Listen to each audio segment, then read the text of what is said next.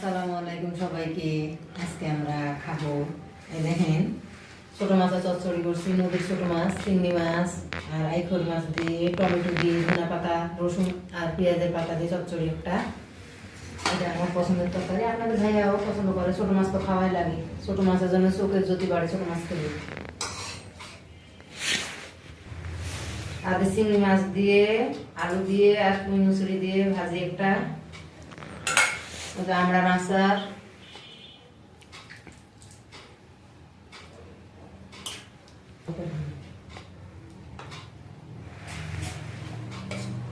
আর এই যে ডাল রান্না করছি, ডাল দিয়ে চচড়ি খেতে মজা লাগে। আর এই যে মরিচের আচার আপনাদের ভাইয়ের পছন্দ, খেয়ে শেষ করছে। আপনি এটা আছে খাবেন একটা